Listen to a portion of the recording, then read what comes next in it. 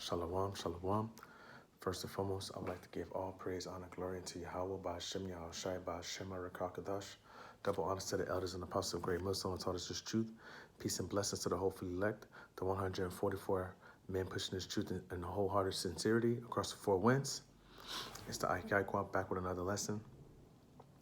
And let's get into it, honestly, because the men who are diligently watching this time, are diligently watching the times and seeing the prophecies come to pass, they know what kind of vibration we should be in. I mean, there are many men who would like to deal with the woman, but with a woman, dealing with a woman in these days, especially trying to do this truth, it just makes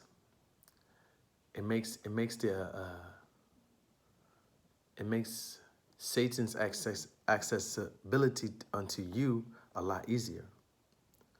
It makes these spiritual demons have a direct access unto you, because with these women come nothing but trouble and stress, man. With these women come nothing but, and I'm talking about the women in these last days. And if the shoe fits, this lesson is not meant to disrespect anyone. It's just talking about my experience and my lot. And dealing with a woman, you gotta kind of keep her at a distance, because if she's hindering you in any way from doing the work, then you got to cut her off, But that's not the reason why I'm doing this lesson. I'm doing this lesson because, I desire a righteous woman. And the woman that I desire is in the scriptures. The description of the woman that I desire is in the Bible. And I would like to share this with other Akim to see if they're on the same vibration, because the woman that the men of the truth desire, the woman that the men of the truth want to hold dear to themselves, is in the Bible. So without further ado, let's get right into it, man. This is Proverbs chapter 3, and let's start at verse 13. Happy is the man that findeth wisdom, and the man that getteth understanding. For the merchandise of it is better than the merchandise of silver, and the gain thereof than fine gold. So, happy is the man that findeth wisdom. For the merchandise of it is better than the merchandise of silver, and the gain of fine gold. Wisdom, understanding, and why do we, well, I'm going to get to that. I'm not going to jump ahead. But verse 15, she is more precious than fine rubies. She is more precious than fine rubies. And all the things that thou canst desire are not to be compared unto her.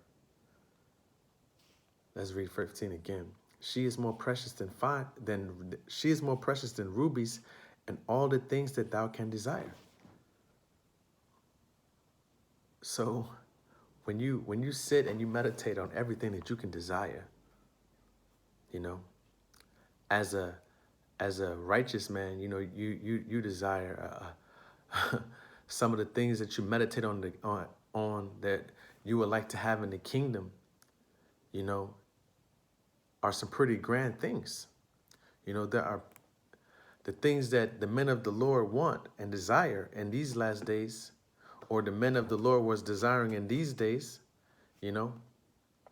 because they had righteous women in the ancient days.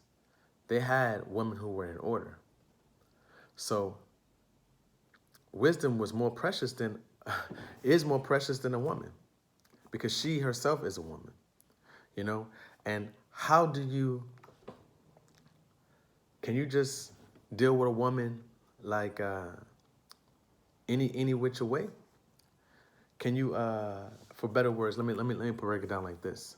So let's say you meet a woman on the street, right? And you get her number and you tell her you're gonna call her, you know, and you hit her up, and she thinks she's interested in you in a little bit, but you don't hit her up for the next time you hit her up is a month later.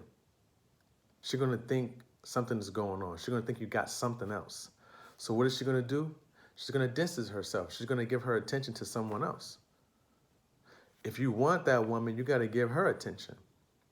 The same can be said unto the woman called wisdom in the scriptures.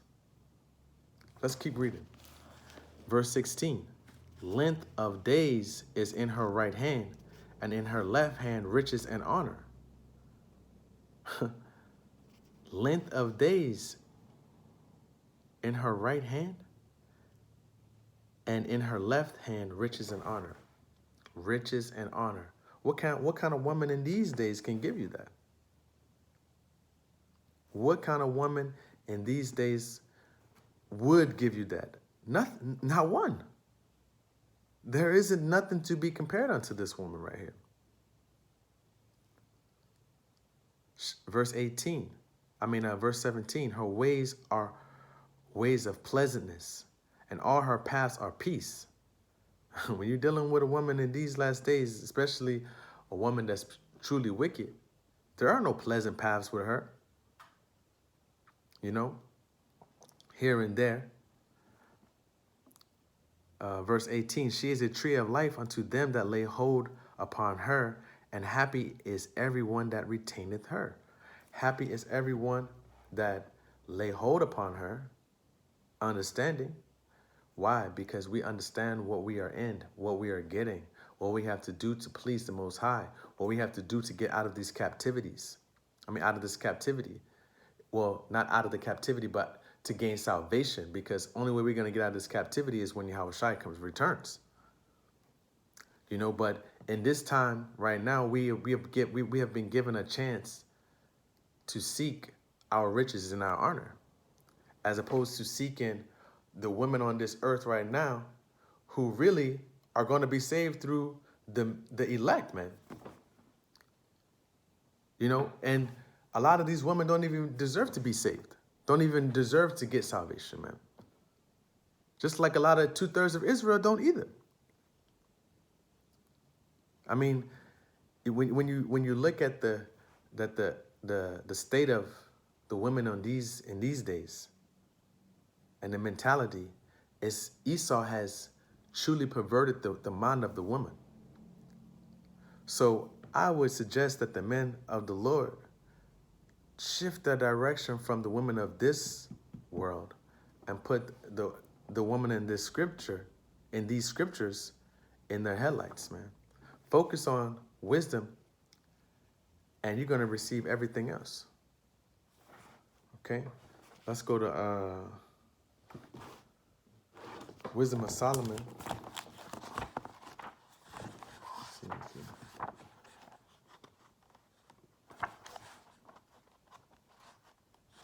Chapter 6 and verse 12.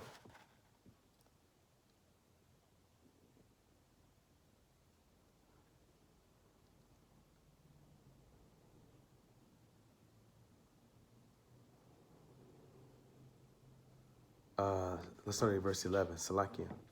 Wherefore set your affection upon my words, desire them, and ye shall be instructed. Verse 12. Wisdom is glorious, and fadeth never away, and never fadeth away. Yea, she is easily seen of them that love her, and found of such as seek her. Wisdom, I just love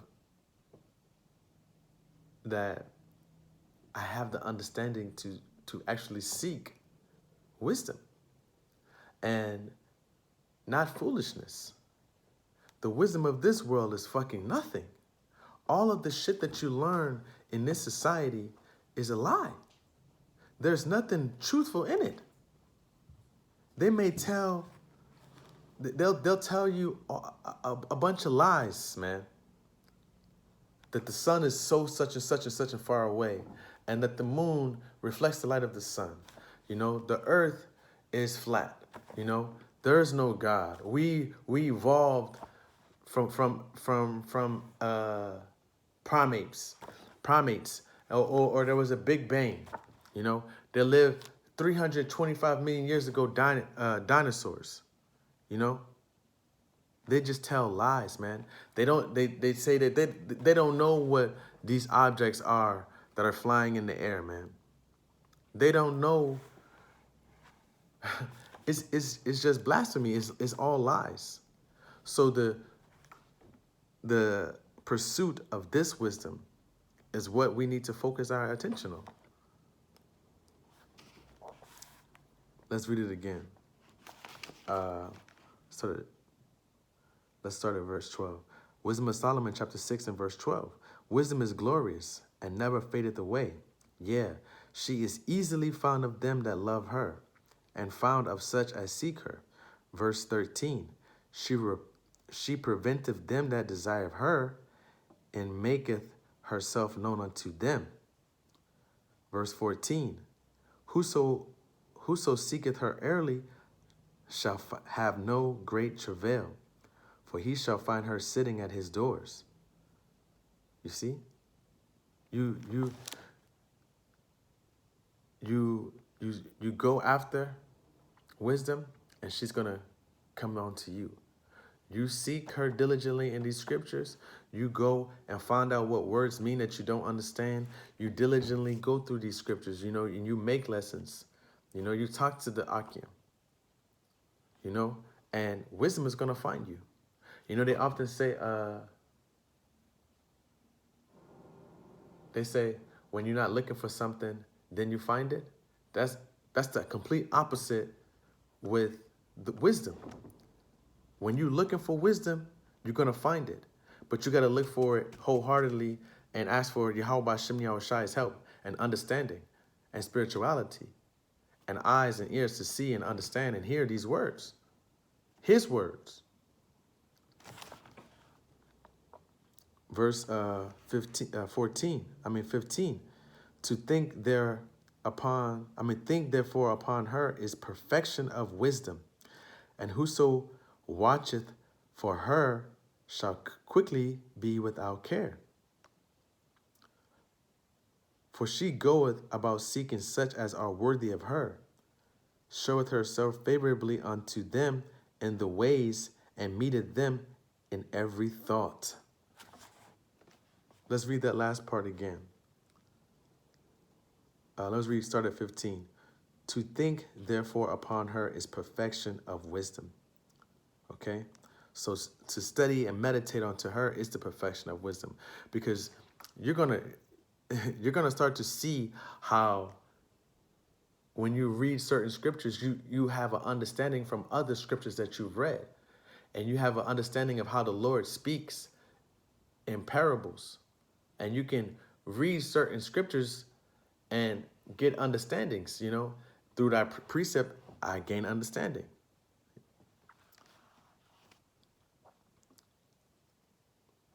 For she goeth about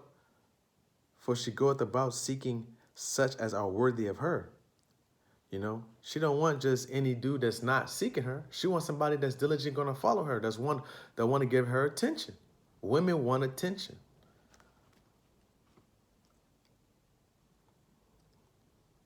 She showeth herself favorably unto them in the ways that the men act.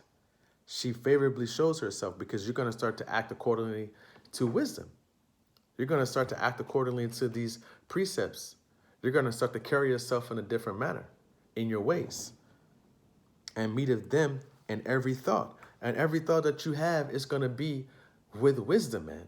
You're going to judge things with wisdom, with understanding, the understanding of these scriptures. You see?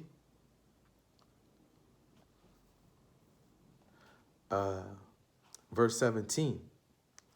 For the very true beginning of her is the desire of discipline, And the care of discipline is love.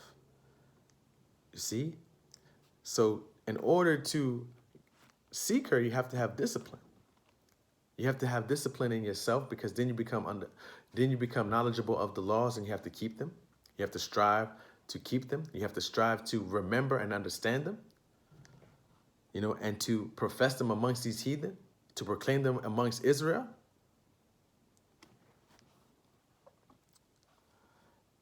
Verse 18, and love is the keeping of her laws. Verse 18, and love is the keeping of her laws. If you love me, keep my commandments.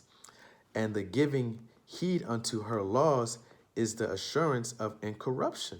So when you give heed unto these laws, you can't be corrupted by this wicked-ass society. You can't be corrupted by these wicked-ass women. You can't be taken off the righteous path as a servant of Yahawah Shem Yahawashi by these wicked-ass nations, man.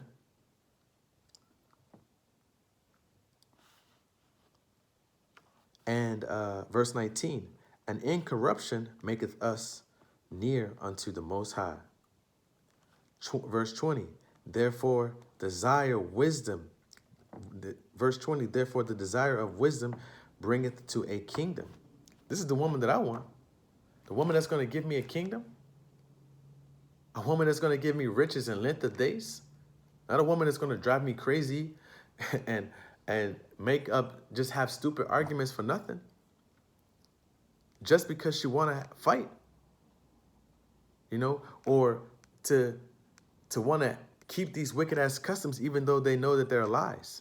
Even though they understand, well, somewhat, because they don't understand these scriptures, but they're being told and shown proof that Christmas and Easter and all of the New Year's and all of these bullshit ass holidays are nothing but vain things, wicked ass pagan holidays and rituals and customs.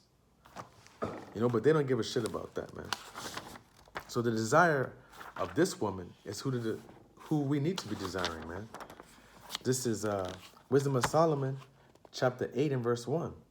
Wisdom reacheth from one end to another mightily, and sweetly doth she order all things. You see? She's going to get everything in order for you when you understand her. When you have her, your life is going to become in order, man. When you apply what she's telling you. And the thing about it is, it's funny how the Lord, Yahawah Shem Yahawashi, he calls himself a woman too. Because he is wisdom. He is the word. He called us the woman. The Lord is something, man. Wisdom is Yahawah Shem Yahawashi. Because who can get you closer to the Lord? No one but Yahawah Shem Yahawashi, man. So, with that, I want to give all praise, honor, and glory unto Yahawah by Shem Yahawashi, by Shem Rawchaa Qadash. Double honors to the elders and apostles of Great Millstone who taught us this truth. Peace and blessings to the hopefully elect across the four winds doing this work in sincerity and truth. Until next time, Shalom.